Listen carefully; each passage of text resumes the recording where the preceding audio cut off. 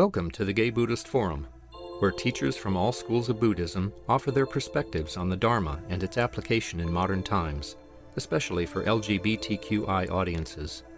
These talks are offered freely to the world and made possible by appreciative listeners. If you would like to support our efforts to share the Dharma with underserved audiences, please visit gaybuddhist.org. There you can donate, find a list of upcoming speakers, or enjoy many hundreds of these recorded talks dating back to 1996. Okay, at this point it is our custom to go around the room and introduce ourselves, but before we do that, is there anybody here for the first time or returning after a long absence? Welcome. So we'll go around and introduce ourselves, and then I will introduce the speaker. I'll start with myself. My name is Oswaldo. Joe. My name is Douglas. My name is Henry Rabinowitz. Ian. Michael. My name is Robert. My name is Pat. My name is Mark. Jose. My name is Roy. Richard Aslani. Jay. I'm Jens. I'm Clint. I'm Doug. Peter. I'm Ed. I'm Tom Vernon. Leonor. Jack. My name is John. My name is Casey. Shane. My name is David. Dan. My name is Michael. Joe Good. Mike. I'm Chris. My name is Jerry Jones. Jeff. I'm Wally. Gerald. Ralph Harris. I'm Jerry Martin. George. I think we covered everybody. So it is a pleasure to introduce a friend of the Sangha, Jana Drakka. Gengetsu Junsei received Dharma Transmission in the Soto Zen Buddhist Lineage from Zenkei Blanche Hartman, who was the first woman in this lineage. Jana's nonprofit organization, Jana Drakka Community Services, provides a wide range of services including support groups, workshops, classes, and talks. Jana's community work is based in harm reduction principles, a way to meet everyone with complete acceptance, and allows for a client-centered modality. Among her many activities, Jana leads meditation groups at Glide Memorial Church on Monday evenings, facilitates an ongoing peer support group for case managers at Tenderloin Housing Clinic, where she runs the mindfulness group and a grief and stress support group, and gives one-on-one counseling to staff and clients. So welcome, Jana. Thank you.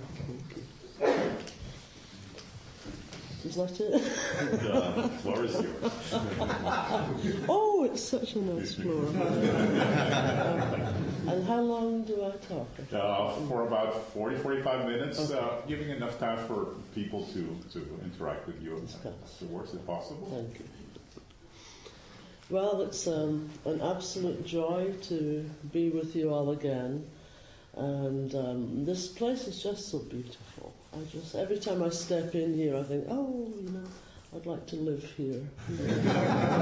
So lovely. But I did have something that came to mind was, I must have been here, I don't know, half a dozen times or so. And, I'm a Dharma ancestor, and we're the ones that are fully authorized to pass on the Dharma, So why is it that I have to keep on coming back? I think something must be going wrong, because I see, as you know, I have a little cognitive problem, so I don't always recognize people, but I do see some familiar faces. So I don't know what the problem is. The old Buddhist ancestors apparently, would go up and hit someone with a stick and bingo, complete enlightenment. So I don't really get why, we keep coming back. I think we must really enjoy each other's company. That's what it is, actually. You need a stick. Pardon? You need a stick. No, actually, when I was in monastic training, some of you know when I went into monastic training, I came off the streets. I was homeless, and I had post-traumatic stress disorder.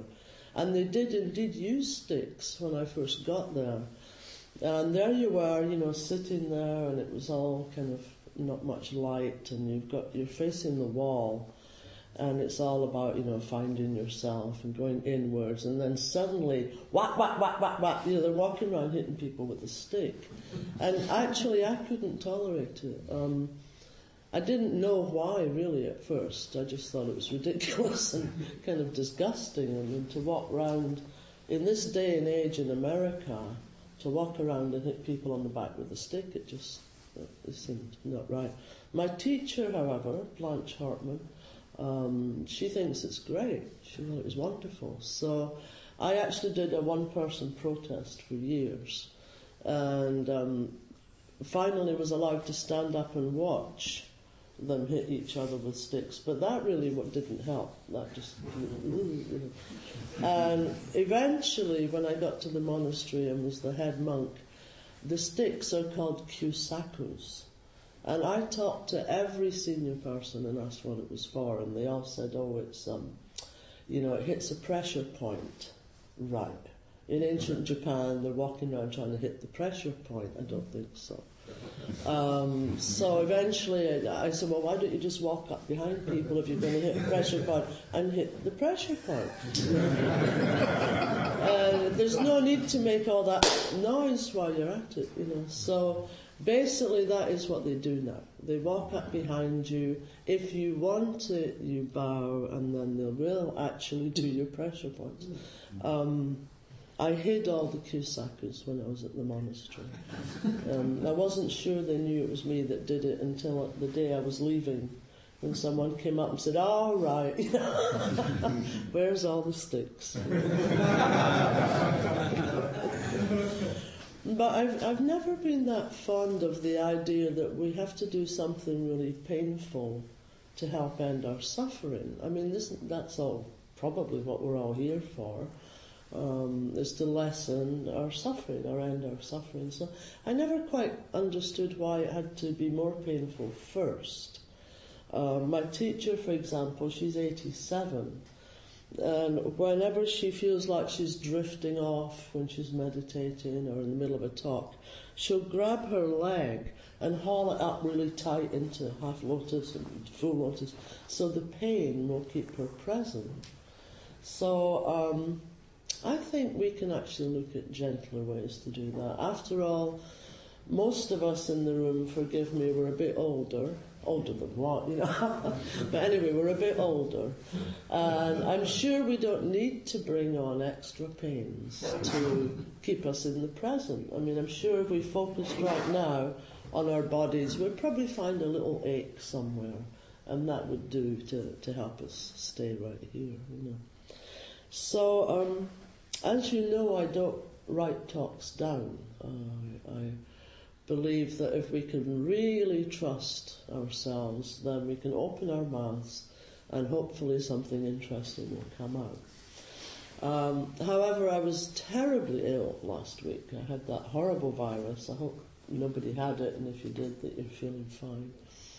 And I was sitting on my hearth one morning and looking out the window, which is my favourite occupation these days, and watching the sun come up.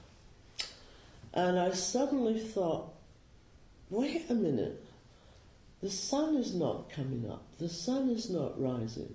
And I suddenly went back. I don't think we ever leave all the ages that we have inside of us. And I suddenly went back to being a really little child, and realizing for the first time that no, the sun was not rising, the sun is not actually moving through the sky. What's happening is we're sitting on this tiny, teeny little ball of dirt. In fact, the dirt's just a crust, the inside's all molten and hot. And we're whirling towards the sun, which makes it appear that the sun is rising. And if you actually can focus on that for a moment, that's really pretty awesome when you think about it. And for all the fancy folderol things we can read in books about enlightenment and how to get there and all the rest of it, wouldn't it just be so simple when we're thinking that we're seeing the sun rising or moving across the sky later in the day, or the moon, moving around, to actually think about the utterly simple fact that that's not what's happening. And that we are on a speck that's so tiny we can't, in this vast, vast cosmos that we can never contemplate fully. We just can't grasp it. And when you think of that, which is what came at me when I was sitting there, well, isn't every moment just an absolute miracle? I mean, I was thinking, it came to mind when we were sitting there, and I was thinking, everybody's sitting perfectly. I hope nobody feels nervous that they're sitting wrong or there's something wrong. Because if we're actually able to be in the moment, there isn't anything wrong. I'm sitting here looking at the world's most beautiful men. Everybody in here is absolutely fine and perfect. And that is the result of being able to stay in this moment. So I think anything that can help us stay right here and let us experience that awe, that awesomeness, is just a fine practice. I don't care if you're standing on your head. It really doesn't matter. What can you do to actually be right here and know that you're just fine? And know that every single breath is a miracle. I mean, there's no guarantee of any, of more than the next one. There's no guarantee of even the next one. This last Monday, I helped start a Hep C support group for folks in the Tenderloin. And there was a doctor and a social worker, and they were all talking about the latest treatments, and it was very hopeful and helpful. And then it was my turn, and I said, well, that's all been lovely and hopeful and helpful. However, we're all going to die. And people just kind of looked at me like... And I said, yes, we all try to do our best to maintain the body. After all, it's the vehicle that something is in. I have no idea what that something is, but we're residing in these bodies. So after all, it just makes sense to take as good care of them as we can without, my teacher always says, take care of the equipment. You can't do much without the equipment. But when it comes right down to it, that awesomeness that I was thinking about is really there in every second. Anyway, that was the first part of my title. I decided we had a title. So I emailed a title a couple of days ago. So it was, what was it? Share and Awe. Share and Awe. Rather reminiscent of shock and awe, but kind of totally opposite. Because going back to that child state made me remember again there were just two things as a child that I thought were important. And one was that really I did find it very beautiful from the moment I got here, and I never could understand why we all had to argue over things, and why couldn't we just sit around and look at the stars, or look at those flowers. That's how the Buddha is said to have found his Dharma ancestor, his first one. He simply picked up a flower, and everybody stared at him except one guy. And he smiled, and he gave the flower to that guy, and that was his Dharma ancestor. So, as I say, we can get awfully complicated and think we have to go searching for this, that, and the other, and this teaching and that teaching. But when it comes right down to it, isn't it awfully simple? Isn't it amazing that we're all sitting here together and we're all alive? And that, to me, that simplicity is something that we could really do with staying present too. So that's the awe part of things. And then the other part was sharing. I always thought that we're just here on earth to help each other. Because what else is there? I could have a nice house, well, maybe a house, a car, all that kind of thing. But it's not going to stop me from dying, is it? Nothing will. So, really, aren't we just here to help each other? What else could there be to do? Why would we be here to oppose each other or fight each other? Just turn and look at the person next to you. They're awesome. So those were the two things that came out. Are they? Just wait a minute, take a moment. Yes, have a look back.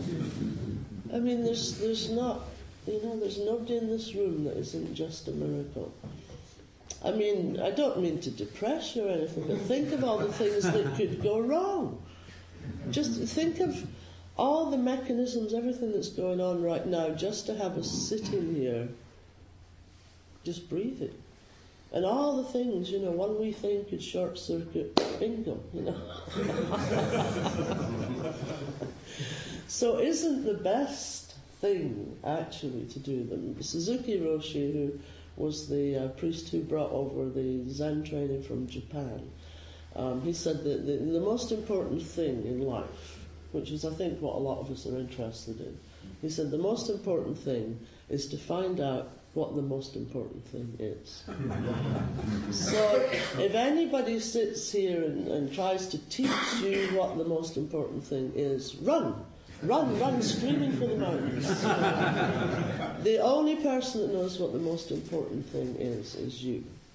And that's where the seated meditation comes in.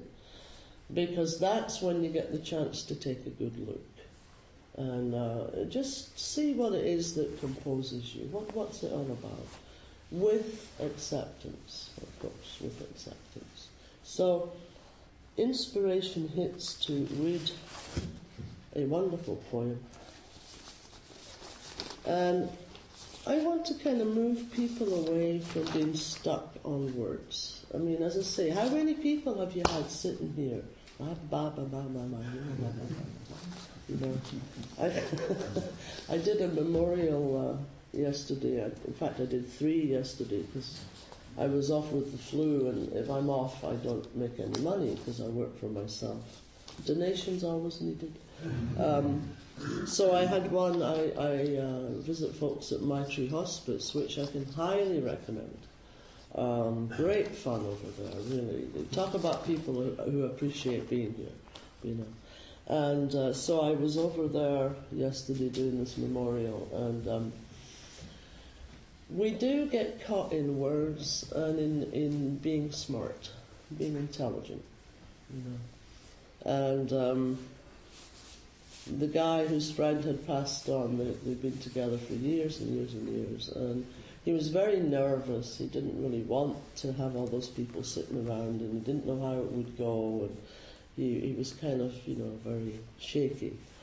And so first I said, well, we're not actually, we are mourning his death, the guy that passed, but we're actually celebrating life. And so we actually started telling a few jokes. I do tell jokes at memorials now. So, well, everybody's so sad, you know. So we were talking about this person who passed on, and the funny thing was that his young companion was one of the few people who could understand him.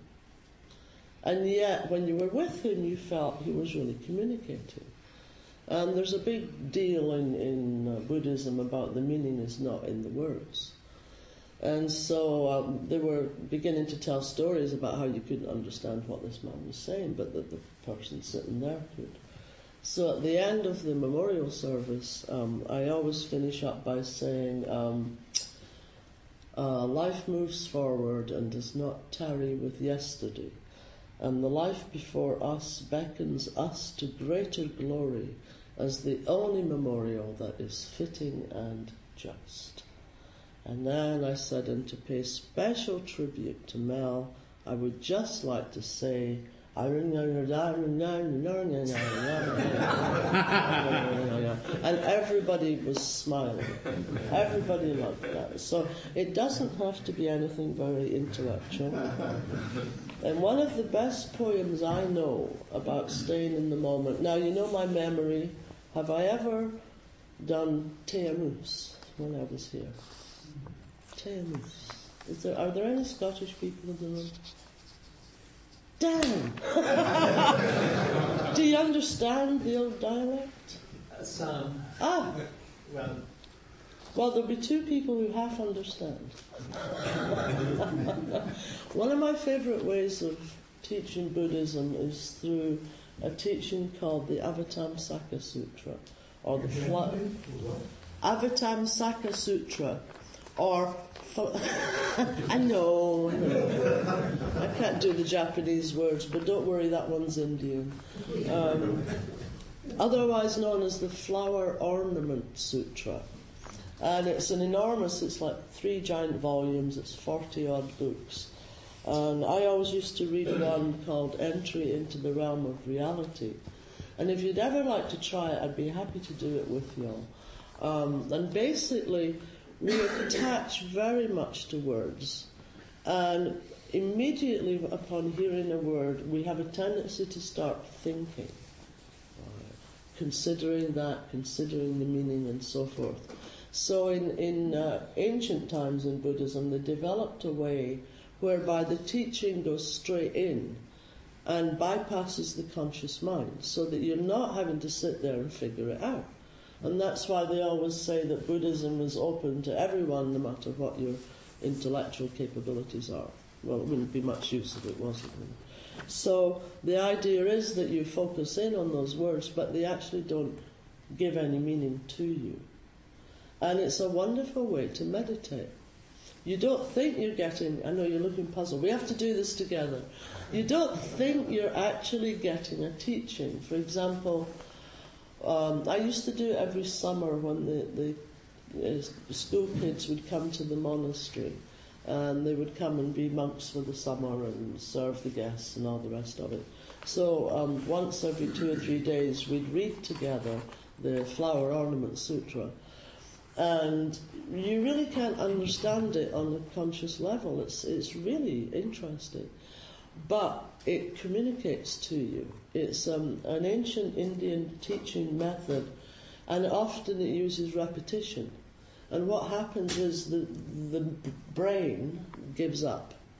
It just doesn't understand it, and it goes, oh, and you get that no mind, which is, spoken of so often in the teachings. No mind. There's nothing to be present for. Your brain gives it up. So it's actually, we used to laugh, and it was fantastic. So, and there, of course, there are teachings being communicated. One of my favourites was a description of someone being, it's a boy on his journey to enlightenment, and one of my favourites is when he gets thrown in jail, and it's page after page, this repetitious thing of terrible tortures, awful things, having his fingernails pulled out, and it just goes on, and it's just really, it's hard to read it. And then the very last sentence, it goes through all these terrible things he's been going through, and the very last sentence is, and a terrible cold draft.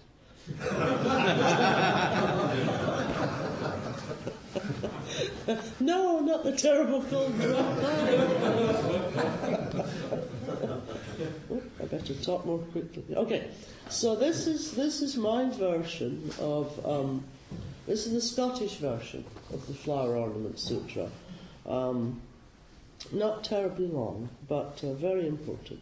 And it's by Rabbi Burns, otherwise known as Robert Burns, who was a ploughman in Scotland in the 18th century, and was very, very poor, lived in terrible poverty, until he started to write down the old songs of Scotland that were being lost due to the fact we were all having to speak English. And then, as well as writing down the old songs so they didn't get lost, he started composing them and writing poems. And the English people who have ruled the country since 1750 made him a darling. They thought he was wonderful. They took him to Edinburgh, and they made him a great poet, and they all loved him. And this was in his 30s, and then they realized that the underlying theme of his poetry was socialism. And his poems were things like, man to man the world o'er shall brothers be, that kind of thing. And he railed against the hypocrisy of religion, which is, wonderful topic. So he fell from popularity and returned to poverty and died an alcoholic at 39. So Still beloved, and if you're around next January 25th, I perform Burns poems at a Burns night, where you can have the wonderful experience of haggis. If you don't know what it is, don't worry, you won't know what it is even after you've eaten it. Okay, so here's a poem by Robert Burns, and I'm going to use the accent I had before my mother paid all that money for the speech lessons that gave me this accent. So, here we go. Temus. We slicket curin timorous beastie, oh what a panic's in thy breastie. There needna start away so hasty wi' bicker and brattle. I would be laith to rin and chase thee wi' murder and prattle.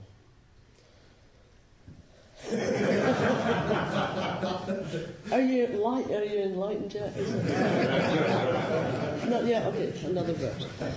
I'm truly so. Actually, I'll do a wee bit so you can understand. So that basically he's talking to a mouse that he turned up with his plough.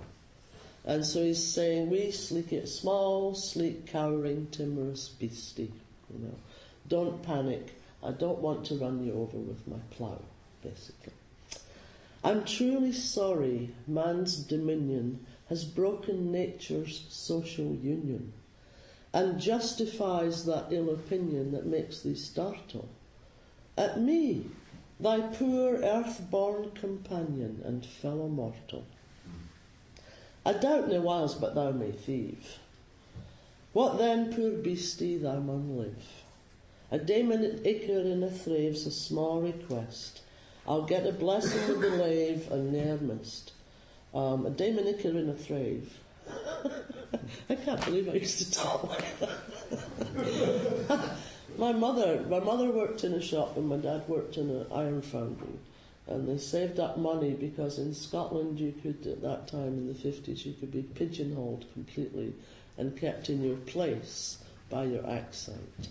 So I really have to bless my mother for giving me this one, because I always think if I hadn't had this accent I could never have travelled. I'd probably be a dead person in Scotland right now. So a daemonicker in a thrave is the mouse steals a little bit, an acre in a thrave, tiny little bit, and he'll get a blessing for the mouse having that little bit to eat. Thou wee bit who see too in ruin, its silly was the winds are strewing, and Nathan now to big and new ane of foggage green, and bleak December winds ensuing baith snell and keen. Thou saw the fields laid bare and waste, and weary winter coming fast, and cosy here beneath the blast thou thought to dwell, till crash the cruel coulter passed out through thy cell. The coulter's the plough. That wee bit heap o' leaves and stibble has cost thee mony a weary nibble.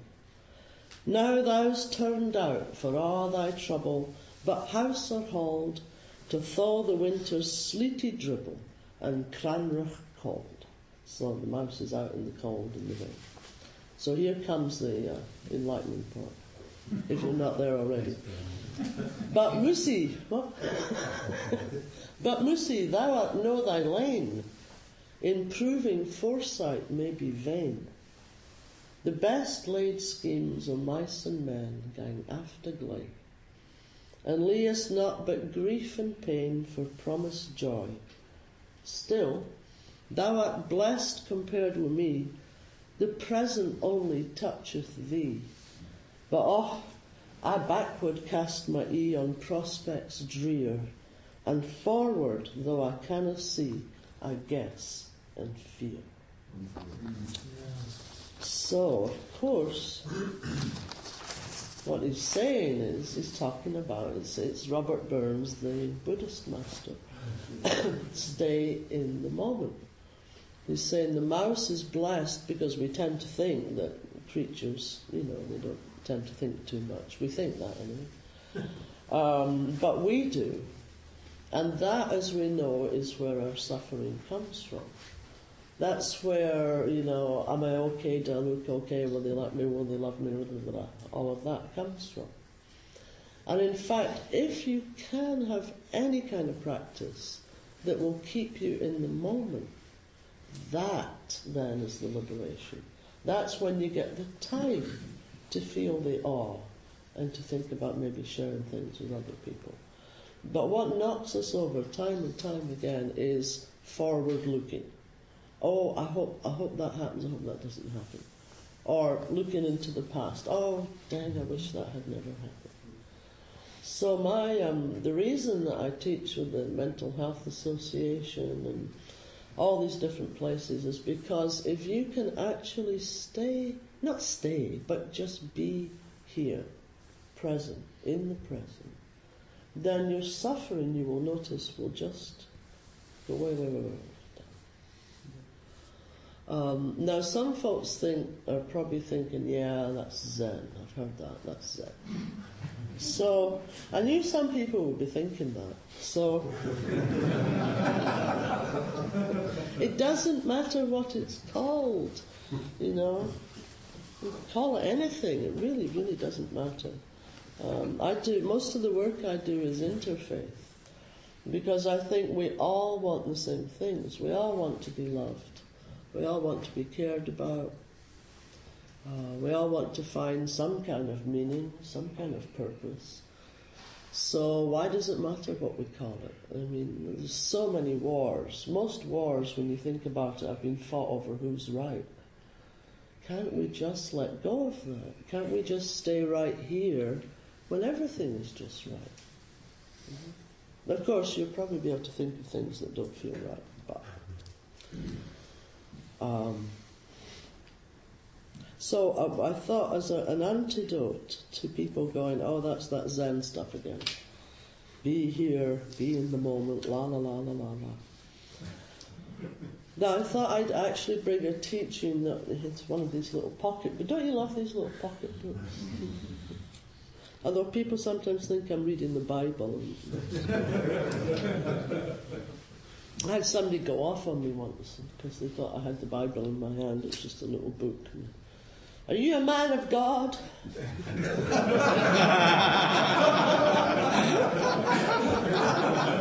No. And no.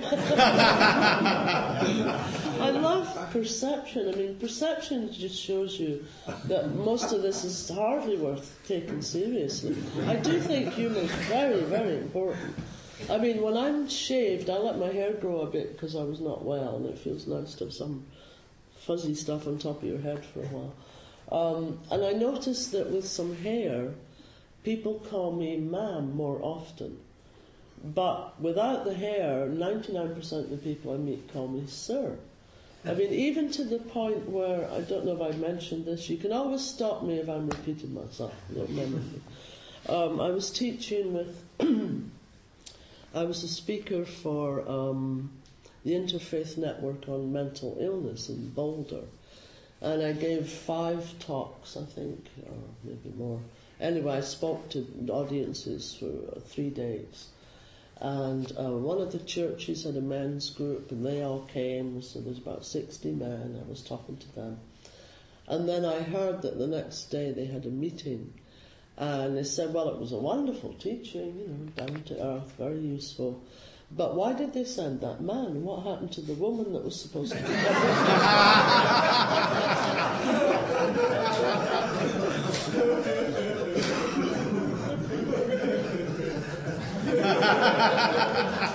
Actually, to be honest, I don't care either way. I've often, as a child, I thought I was my brother's brother, and when I got to America, people would say, "Oh, you're transsexual. You have to have the operation." I tried to come out as gender fluid when I was living at Zen Center. I thought it might enlighten people a bit, and then found out not one person at Zen Center knew what transgender meant or gender fluid.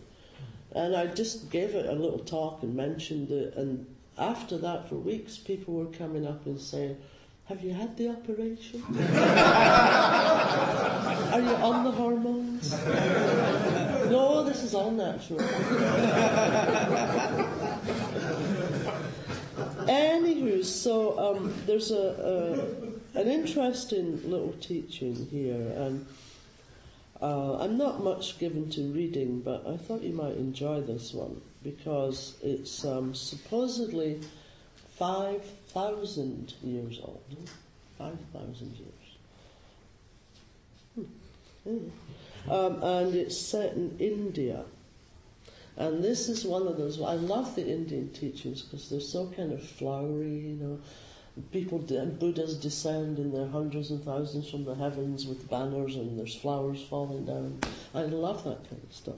Yeah, have you ever seen the Indian movies? Does anyone go to them? Great. Of course, for staying in the present and being with what is, then no one can beat Sajit Ray. Do you know Sajit Ray's work? Yes. If you don't know Sajit Ray, rush off to wherever you get your DVDs. And The World of Aku. He's done this years ago, must be, it was about 30 years ago, where you see the life of a little boy, and it goes through 3 movies. And talk about just sitting down in awe. There's one scene there, and it's been in my head. I saw that when I was 26, and I'll be 60 this year. And it's just clear as though I just saw it before I walked in the door. And all it is black and white. It's just a big empty screen, and then you realise you're looking at a pond, and then you see one piece of grass. And you just sit looking at that one piece of whatever grass coming up out of the pond. And then a dragonfly flies in and just touches the water for a moment. And it's just, that's what I mean. That kind of awe, you know. That kind of simplicity. We really don't have to go off and multitask and do all these millions of things. When was the last time you just sat down and looked at a tree without it having to be doing anything? You know, when was the last time you just lay down and looked at the clouds going by? I mean, I know what I'm talking about because my mother was a fundamentalist Christian, and her favourite saying was, "The devil makes work for idle hands." So you couldn't actually ever just sit and not do anything. Even if I wanted to watch a TV show, I would have to do the ironing or something while I was doing that. So in actual fact, it was strange to me when I came out of the monastery 4 years ago now to work out on the streets more. At night, I was used to being scheduled all the time, so at night I didn't know what to do. It's very peculiar, very odd sensation. I don't go to bars anymore, I don't go out and pick people up, you know. And I realised that I had completely lost the art of just being. Even when you're sitting meditation, right, you're still thinking you're doing something. So I want to advise everybody to try to find what's your way where you can just be. It's my cannabis joke. Do be. Change from do to be. Just for a few moments each day. So, okay, I'll just this is actually, so in the 5,000-year-old teaching, there's a few recommendations, and I went and marked a few, for how to be in the present. And it's all different ways, and you can't call any of it Zen or Christian or anything. So, it starts out, I haven't time to read the whole thing, but it starts out, wandering in the ineffable beauty of Kashmir. Above Srinagar, I came upon the hermitage of Lakshamju. It overlooks green rice fields, the gardens of Shalimar, and the lakes fringed with lotus. Water streams down from a mountain top. Here, Lakshamju, tall, full-bodied, shining, welcomes me. He shares with me an ancient teaching from the Vigyambharyava, both written 5,000 years ago. It's an ancient teaching, copied and recopied countless times, and from it, Lakshmanju has made the beginnings of an English version.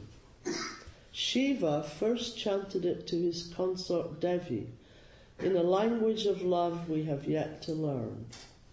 It's about the immanent experience. It presents 112 ways to open the invisible door of consciousness. Let's see, so I'll just...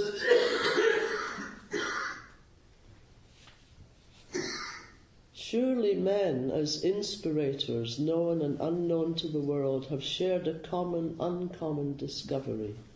The Tao of Lao Tse, Nirvana of Buddha, Jehovah of Moses, the Father of Jesus, the Allah of Muhammad, all point to the experience. No thingness, spirit, once touched, the whole life clears. So if everyone just wants to get comfortable, I'm just going to read a few of these and you can just try one as it appeals to you. And these are all ways that during your everyday life, when you're out shopping, when you're whatever you're doing, you can just think of one of these and give it a whirl. Radiant one. This experience may dawn between two breaths, after breath comes in and just before it goes out.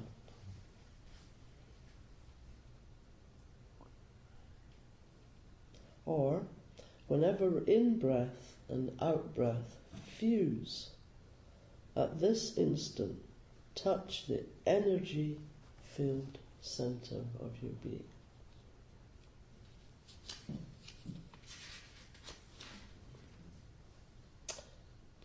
Put your attention between your eyebrows and let your mind be before thought.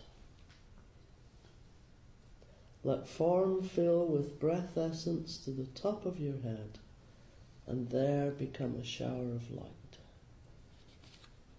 I like that one, I'm going to repeat that one. Put your attention between your eyebrows and let the mind be before thought. Let form fill with breath essence to the top of the head and there become a shower of light. When in worldly activity, keep attention between the two breaths, and so practicing in a few days you'll be born anew. Gracious one, play the universe as an empty shell wherein your mind frolics infinitely. O lotus-eyed one, sweet of touch, when singing, seeing, tasting, be aware you are and discover the ever-living.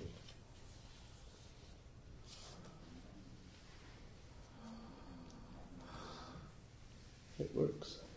Toss attachment for body aside, realizing I am everywhere. One who is everywhere is joyous. So I like those recommendations. Lately in the sitting groups that I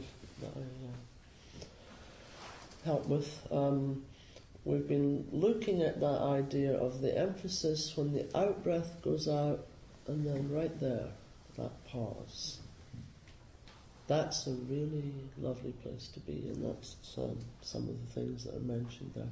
So if you'd like to find the whole thing of that, it's called centering, which when I first looked at it, I thought, oh, that's one of those California things. But it's a transcription of ancient Sanskrit manuscripts. And it presents an ancient teaching still alive in Kashmir and parts of India after 5,000 years. And I hate to say it, but may well be the roots of Zen. So, I just want to encourage everyone. There's no one who can't have some kind of practice that helps us to stay here. Enjoy life. Enjoy the awesomeness of just simply being here. And don't forget humour. If you look into the old Zen stories, you'll see lots of stories about people laughing. And somehow it doesn't seem to have translated too well into the modern day. So I've started doing a combination of stand-up comedy now with Dharma instruction. It was getting harder to tell the difference between the two. Would you like to try a unique kind of meditation that will, I think, spread worldwide just for a couple of minutes, and then it will be your chance to ask questions? Because we've been sitting down an awful long time. So this is a new invention. I was doing a self-care workshop with the Glide people that work in the homeless shelter. It was Friday afternoon. What's more boring than, oh, here comes this person to teach us meditation on a Friday afternoon, and everybody just wants to go home. So we went round. It was self-care. I asked everyone what they did, and one guy said that he did hula for self-care. So what we're going to learn now is hula meditation. So if you need to stay seated because your legs have gone, that's fine. And so I asked him to demonstrate. So it's very, very simple. We're only going to do 3 moves, and because that's all I've developed so far. But maybe Joe could develop this bit further, the hula meditation, and honestly. So we tend to think of meditation as sit still, shut up, and watch all this going on. But actually focusing on the body, if you've ever done Vipassana meditation, that's actually what they do. They focus more on the body. So first of all, just become aware your feet are on the ground. You can feel every muscle in your body.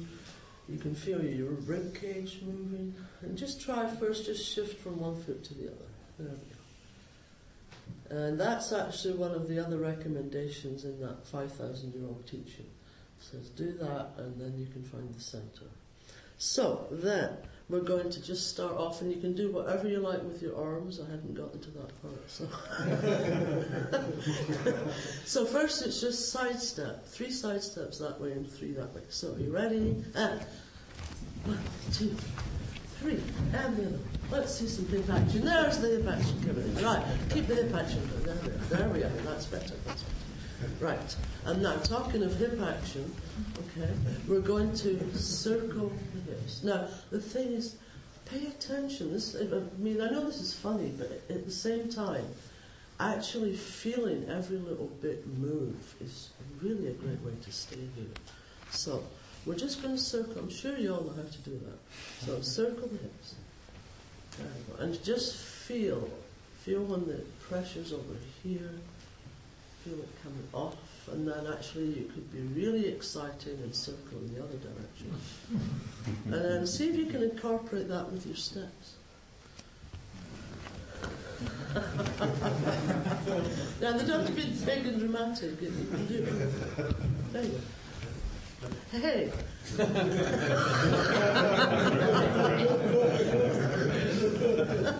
And then the most challenging part of all, but of course this is the most esoteric part, we're going to make the infinity sign with our hips. Figure of 8. So I suggest you stand still for that one. So try and lead out with your right hip, go back, and then it should be leading out with your left hip. Smooth. That's smooth. So one hip's out front and then the other hip.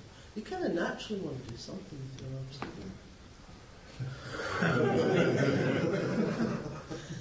And then reverse it. Now this time we're going to be all silent and just feel every single thing that's moving.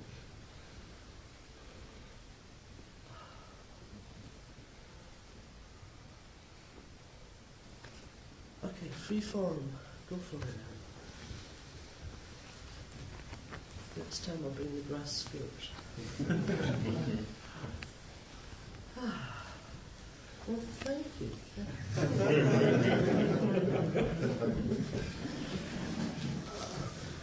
Oh, that's better, isn't it? Thank you, Jana. We have time for interaction, a few questions over here. Would you mind sharing something about your personal journey, how you ended up on the streets, and then how you got to the Zen Center after? I came here, let's see, in '89. I had been here to visit a couple of times before that. In fact, I'll be honest, it's you guys. I came over to visit lovers before that. I'll just be totally honest. Is that turned on? Okay. I was into the underground fetish scene. I had met Pat Califier in Europe and came over here to be involved in that scene, to be honest, the first couple of times.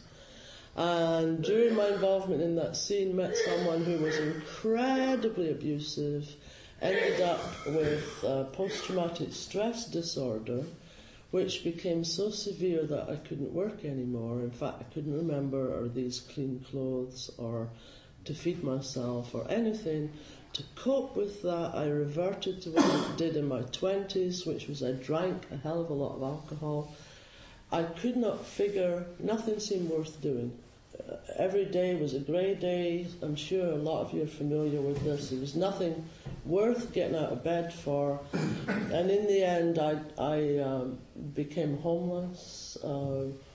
I took an illegal job building, I'm kind of handy with tools, building some hotel, just to have somewhere to stay. That person was abusive, would wake me up at midnight and say, take out the trash and so forth.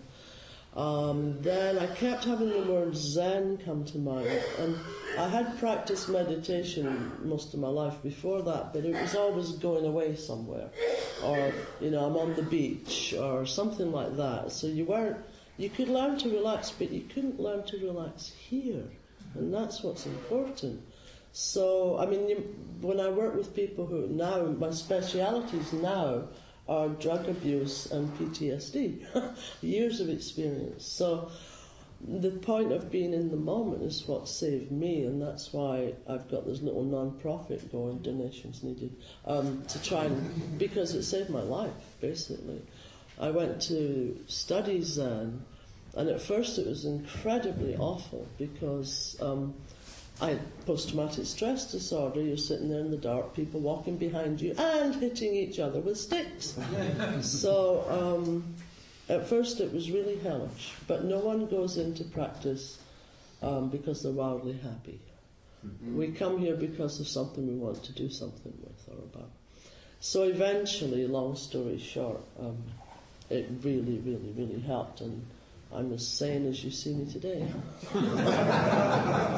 And I could never, ever, ever have believed that I would be the first Scottish Dharma ancestor. I never, ever would have thought that. And a working class person, I found that an awful lot of people involved in, I didn't meet a lot of working class people, and I didn't meet a lot of genderqueer people. I know one other transgender, or she's actually transsexual Dharma ancestor, only one other, and she's not in Zen, she's with Thich Nhat Hanh. So anyway, that's why I encourage you about doing this practice. It's not because some airy-fairy thing. It actually really, if you're suffering from anxiety, stress, that kind of thing, PTSD, there's ways to work with it. You never have to think, oh, well, that's it. Because that's what I thought, and that isn't it. This is it. This right here is it. Mm-hmm. And I'm happy to talk to anybody. I know we don't have a lot of time. I do make time during the week to see people one-on-one. So I'm always happy to talk more.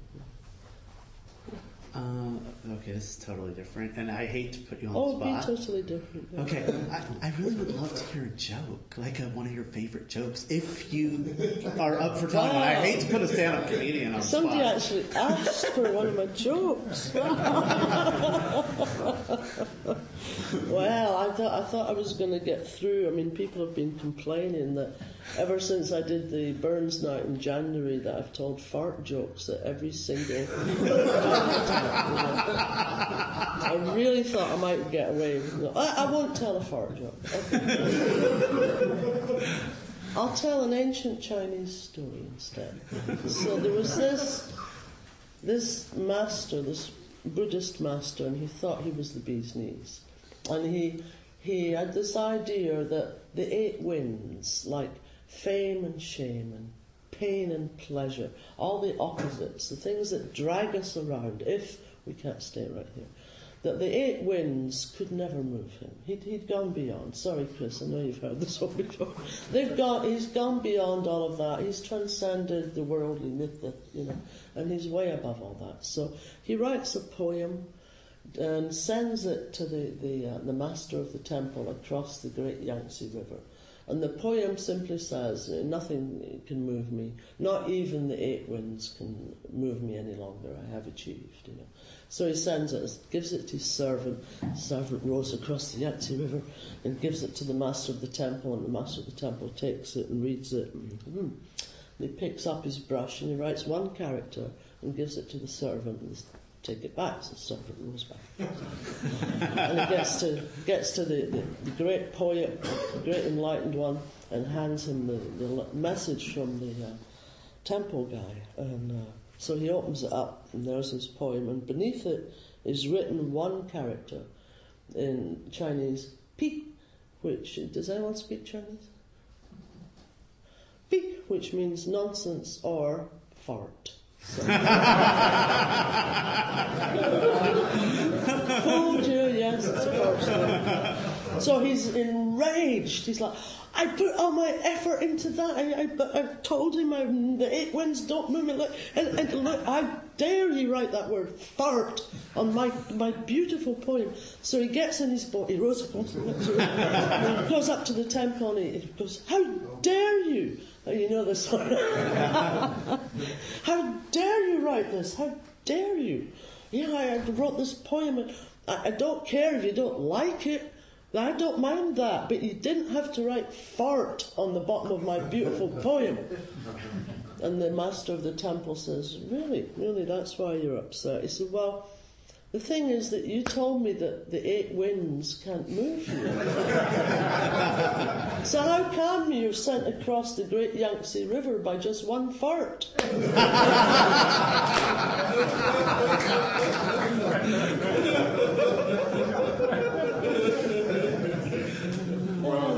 Things like that now. No, not no. I think we may have run out of time at this point, but hang around for a little bit. We have a social hour coming up. So, are there any announcements, Bob?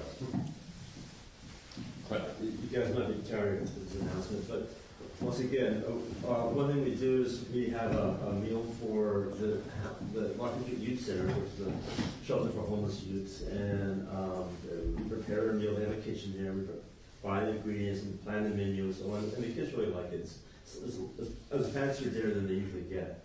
So we're doing one.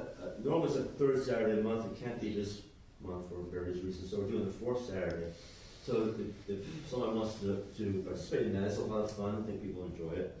And it's kind of hard to get a volunteer this month. Sometimes people get busy. And so if you have time, you want to do it, it's a week from, it's not this coming Saturday, it's a week from this coming Saturday, I think the 28th. Please contact me outside and we'll work it out. How many people do you need? I have a couple, so just like maybe 2 or 3 more people. You want to do it? I've got 2 sanghas now. I've got Q Sangha, and that's got quite a lot of people. And I think. We got covered inside. I mean, it's not a desperate situation. It's just kind of like it'd be nice to have a body or 2. Yeah. Jared? Thanks, Jana, for speaking today. Thank you. Sorry. Next week, our speaker will be Tova Green.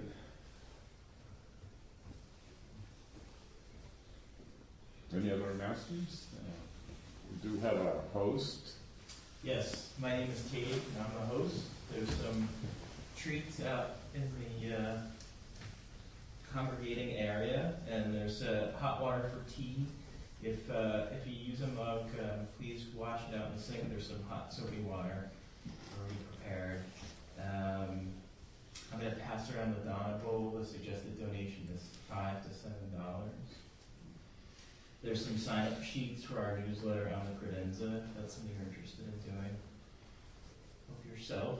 And then finally, there's a group that goes out to lunch, informal group at 12:30.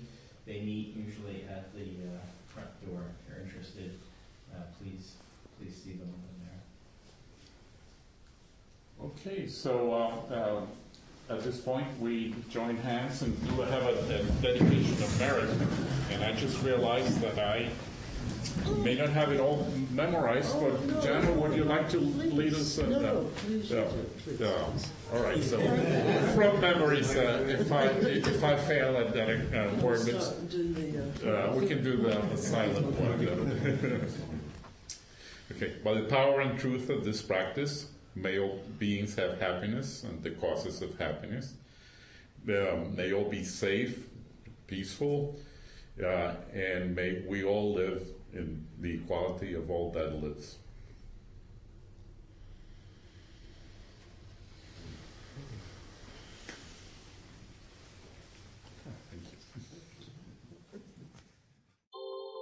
Thank you for listening to the Gay Buddhist Forum. If you would like to hear several new talks per month and be notified of upcoming speakers so you can participate live, please subscribe to this podcast, like us on Facebook, and join our mailing list by visiting gaybuddhist.org.